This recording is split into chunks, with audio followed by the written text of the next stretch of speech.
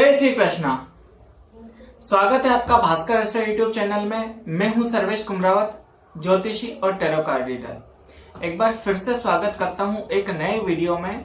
इस नए वीडियो में हम बात करने वाले हैं कि किसी भी शुभ कार्य के लिए या किसी शुभ कार्य सिद्धि के लिए, कोई कार्य की सिद्धि के लिए हम शुभ मुहूर्त में वो कार्य करते हैं। तो जो शुभ मुहूर्त है वो हम कैसे निकालते हैं या वो कैसे निकालना चाहिए, तो इसी बारे में हम इस वीडियो में बात करने वाले हैं।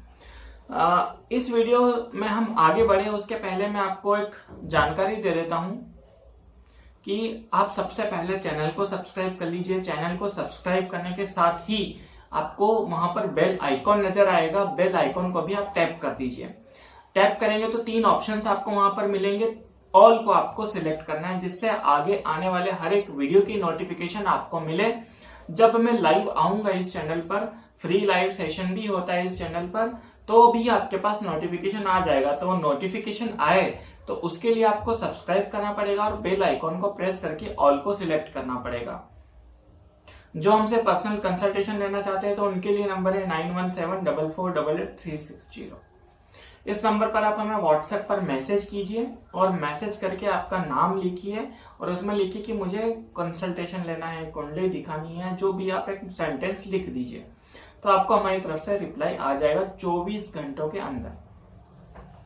चलिए आगे बढ़ते हैं और बात करते हैं कि मुहूर्त कैसे निकाला जाता है। कोई भी शुभ कार्य हम करने जाते हैं, जैसे सगाई, शादी, विवाह वगैरह, या गृह प्रवेश, गृह निर्माण जब हम करने जाते हैं, या कोई व्यापार की शुरुआत करने जाते हैं, इंटरव्यू देने जाते हैं, या बहुत सारे शुभ कार्य ऐसे हैं, वाहन खरीदना, तो हमें शुभ मुहूर्त की जरूरत होती है। हम किसी ज्योतिषी के पास जाते हैं, किसी पंडित या ब्राह्मण के पास जाते हैं, उनसे शुभ मुहूर्त निकलवाते हैं, जो पंचांग में देखकर आपको बताते हैं कि शुभ मुहूर्त ये है, या इस तारीख को इतनी बजे आप ये काम करें, तो वो होता है शुभ मुहूर्त। अब शुभ मुहूर्त के लिए क्या क्या चीजें जरूरी होती हैं, तो पहले तो हम इस पे बात करते हैं। शुभ मुहूर्त के लिए देखिए क्या क्या चीजें देखी जाती है। सबसे पहली बात, लग्न देखा जाता है। लग्न के अलावा पक्ष देखा जाता है। कृष्ण पक्ष है, शुक्ल पक्ष है, वो देखा जाता है। उसके बाद माह देखा जाता है। माह यानी कि हमारे हिंदू माह जो होते हैं वो देखे जाते हैं, ना कि अंग्रेजी माह, जनवरी फरवरी ये चीज। उसके बाद वार देखा जाता है कि वार क्या है। उसके बाद आती है तिथि। तिथि भी देखी जाती है कि उस दिन, उस वार को कौन सी तिथि है। और इसके बाद देखा जाता है नक्षत्र, जो कि सबसे महत्वपूर्ण होता है कि नक्षत्र क्या है। और फिर अगर हम विवाह या फिर गृह प्रवेश कर रहे हैं तो हमें फिर तारा भी देखना पड़ता है, कि तारा मतलब कि गुरु और शुक्र, तो ये जो 2 मेन ग्रह हैं ये अस्त नहीं होना चाहिए, ये देखना पड़ता है। और उसके बाद हम देखते हैं चंद्रमा की स्थिति, कि चंद्रमा कहाँ पर है। चंद्रमा की स्थिति जो जातक जो है, जो कोई कार्य करने जा रहा है, तो उसके अनुसार चंद्रमा की स्थिति उस दिन, उस वार, नक्षत्र, तिथि को चंद्रमा की स्थिति क्या रहेगी। तो ये कुछ चीजें हैं जो हम देखते हैं। अब मैं एक एक करके आपको बताता हूं। सबसे पहले देखा जाता है लग्न। डिटेल में अब हम बात करते हैं। तो देखिए सबसे पहले लग्न देखा जाता है। तो लग्न में हमें हमेशा स्थिर लग्न का चुनाव करना चाहिए, स्थिर लग्न होना चाहिए। अब स्थिर लग्न कौन कौन से होते हैं, तो वृषभ, सिंह, वृश्चिक और कुंभ। वृषभ, सिंह, वृश्चिक और कुंभ, ये 4 लग्न जो है ये स्थिर होते हैं, स्थिर लग्न होते हैं। तो हमें इन लग्नों का चुनाव करना चाहिए। अब दूसरी चीज आती है पक्ष। कृष्ण पक्ष और शुक्ल पक्ष, ये 2 पक्ष होते हैं हमारे हिंदू धर्म में, हिंदू माह में। तो हमें हमेशा शुक्ल पक्ष का चुनाव करना चाहिए। जो भी आप कार्य करने जा रहे हैं तो वो शुक्ल पक्ष में हो। शुक्ल पक्ष मतलब कि अमावस्या से पूर्णिमा के बीच का जो समय होता है वो शुक्ल पक्ष होता है, जब चंद्रमा बढ़ता है। और फिर पूर्णिमा से अमावस्या का जो समय होता है वो कृष्ण पक्ष होता है, जब चंद्रमा घटता है। तो हमें हमेशा शुक्ल पक्ष का चुनाव करना चाहिए। अब बात आती है माह की। तो हमें देखिए माह, अब किन किन माह में हम शुभ कार्य कर सकते हैं। हिंदू मास की हम बात करें तो बैसाख पहला, दूसरा होता है श्रावण मास जो कि मासों में सर्वोत्तम है।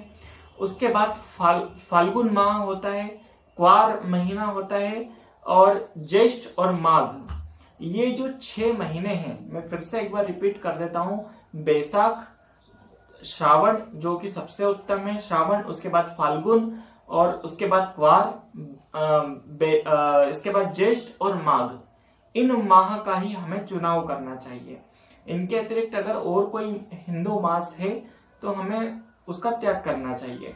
अब आता है वार, तो हमें हमेशा रविवार और मंगलवार को अवॉइड करना चाहिए। कोई भी आप शुभ कार्य करने जा रहे हैं तो रविवार या मंगलवार को आप छोड़कर बाकी के वार में आप करिए, और इसके अनुसार जो मैं बता रहा हूं उसके हिसाब से आप करिएगा। अब 5वीं चीज आती है तिथि। तिथि कौन सी हमें लेना चाहिए, कौन सी तिथि छोड़ना चाहिए। तो हमें देखिए, रिक्ता तिथियां होती है। तिथियां भी अलग अलग प्रकार की होती है, किसी और वीडियो में हम इस बारे में डिटेल में बात करेंगे। तो उसमें से एक प्रकार है रिक्ता। तो रिक्ता तिथियां कौन सी होती है? चतुर्थी, किसी भी मास या किसी भी पक्ष की चतुर्थी, नवमी और चतुर्दशी, ये जो तिथियां होती है ये रिक्ता तिथियां होती है। तो हमें इन तिथियों को अवॉइड करना चाहिए। इनके अलावा जो भी तिथि है, प्रतिपदा हो, दूज हो, तीज हो, पंचमी हो, छठ, सप्तमी, और इसके अलावा अष्टमी, इसके बाद फिर दशमी, एकादशी, द्वादशी, त्रयोदशी और पूर्णिमा, ये तिथियां हो तो हमें वो शुभ कार्य इन तिथियों में कर लेना चाहिए। आपको सिर्फ ये ध्यान रखना है कि चतुर्थी, नवमी, चतुर्दशी और एक अमावस्या का भी आपको त्याग करना चाहिए। तो ये 4 तिथियां हैं जिसका हमें त्याग करना चाहिए। अब इसके बाद जो छठी चीज आती है वो है नक्षत्र, जो कि बहुत महत्वपूर्ण होता है। अब हमें कौन कौन से नक्षत्रों का त्याग करना चाहिए? हमें भरणी नक्षत्र, विशाखा नक्षत्र, अश्लेषा, मघा और ज्येष्ठा और मूल, ये जो 6 नक्षत्र है हमें हमेशा इन नक्षत्रों को त्याग करना चाहिए। अगर आप जो भी कोई काम करने जा रहे हैं, शुभ काम, और उसमें अगर ये नक्षत्र है, ये नक्षत्र चल रहे हैं, तो फिर उस समय का आपको त्याग करना चाहिए, उसके आगे या पीछे आप करना चाहिए। तो भरणी, विशाखा, अश्लेषा, मघा, ज्येष्ठा और मूल, इन नक्षत्रों का हमेशा आपको त्याग करना चाहिए। अब आता है गुरु और शुक्र ग्रह की स्थिति। तो गुरु और शुक्र, देखिए, अगर आप विवाह आदि कोई शुभ कार्य, बड़ा कार्य करने जा रहे हैं, या फिर आप कोई व्यवसाय शुरू करने जा रहे हैं, तो आप हमेशा गुरु और शुक्र की स्थिति देखिए कि गुरु और शुक्र अस्त तो नहीं है सूर्य से। देखिए, जनरली क्या होता है कि गुरु का अस्त होता है 15 दिसंबर से 15 जनवरी के बीच में गुरु अस्त होता है, और दूसरी जो एक जो महीना आता है वो होता है 15 फरवरी से 15 मार्च, जब गुरु अस्त होते हैं। तो इन 2 महीनों का आपको त्याग करना चाहिए। इसके अलावा देखिए, चंद्रमा की स्थिति सबसे महत्वपूर्ण है। अब चंद्रमा की स्थिति हम कैसे निकालते हैं? तो जो भी जातक है, जैसे आपके पास कोई जातक आए, मान लीजिए कि अजय नाम के कोई जातक आए हैं आपके पास, अब वो कोई शुभ कार्य करने जा रहे हैं, तो मान लीजिए आपका नाम अजय है। अब अजय से आपकी होती है मेष राशि, मेष राशि होती है। अब उस दिन चंद्रमा की स्थिति आप देखें कि उस दिन अगर चंद्रमा कर्क राशि में, या फिर वृश्चिक राशि में, या फिर मीन राशि में अगर है, तो फिर आपको उस दिन का त्याग करना चाहिए। मतलब कि जिस दिन भी आप कोई शुभ कार्य करने जा रहे हैं और उस दिन आपकी राशि से अगर चंद्रमा 4, 8वां या 12वां हो, तो फिर आपको वो शुभ कार्य नहीं करना चाहिए उस दिन। ये कुछ चीजें थी विशेष, जो कोई भी पंडित, कोई भी ब्राह्मण या कोई भी ज्योतिषी जब शुभ मुहूर्त की गणना करते हैं तो इन चीजों को देखते हैं। कौन कौन से स्थिर लग्न में एक कंक्लूड कर देता हूं जल्दी से। हाँ, लेकिन आपको एक बात और भी मैं बता देता हूं कि फिर भी आपको किसी अच्छे ज्योतिषी से, अच्छे पंडित से, अच्छे ब्राह्मण से एक बार, जो आपने भले ही कैलकुलेशन कर लिया हो, लेकिन फिर भी आपको एक बार चेक करवा लेना चाहिए। क्योंकि देखिए हो सकता है कि गलती हो सकती है आपसे भी, तो एक बार उसको कंफर्म करवाने में, रीचेक करवाने में कोई परेशानी नहीं है। मैं कंक्लूड कर देता हूँ फटाफट से। पहला है लग्न, हमें हमेशा स्थिर लग्न का चुनाव करना चाहिए। दूसरा है पक्ष, हमें हमेशा शुक्ल पक्ष का चुनाव करना चाहिए। और माह, तो हमें हमेशा बैसाख, श्रावण, फाल्गुन, क्वार, ज्येष्ठ और माघ, इन माह का ही चुनाव करना चाहिए। रविवार और मंगलवार को अवॉइड करना चाहिए, बाकी दिन आप कर सकते हैं कोई भी शुभ कार्य। तिथि की अगर बात करें तो चतुर्थी, नवमी, चतुर्दशी और अमावस्या, इन तिथियों का आपको त्याग करना चाहिए। नक्षत्र की अगर बात करें तो भरणी, विशाखा, अश्लेषा, ज्येष्ठा, मूल और मघा, इन नक्षत्रों का आपको त्याग करना चाहिए। इन नक्षत्रों में कोई शुभ कार्य नहीं करना चाहिए।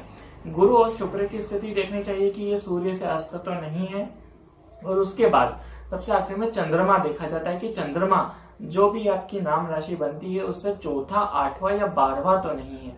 तो इन चीजों की गणना करने के बाद जो मुहूर्त निकल के आता है वो होता है शुभ मुहूर्त। हमें उस मुहूर्त में कोई भी शुभ कार्य कर लेना चाहिए। तो ये एक वीडियो था, मैंने आपको बताने का प्रयास किया कि आप कैसे शुभ मुहूर्त निकाल सकते हैं। आप खुद से भी निकाल सकते हैं, लेकिन चेक करवाना जरूरी है। और अगर आप ये वीडियो आपको अच्छा लगा हो तो आप इसको फॉरवर्ड जरूर कीजिएगा, शेयर जरूर कीजिएगा वीडियो को, और आप लाइक जरूर कीजिएगा। ये बहुत ही महत्वपूर्ण जानकारी है जो आपको सब तक पहुंचाना चाहिए। वीडियो को पूरा देखने के लिए आपका बहुत बहुत धन्यवाद। जय श्री कृष्ण।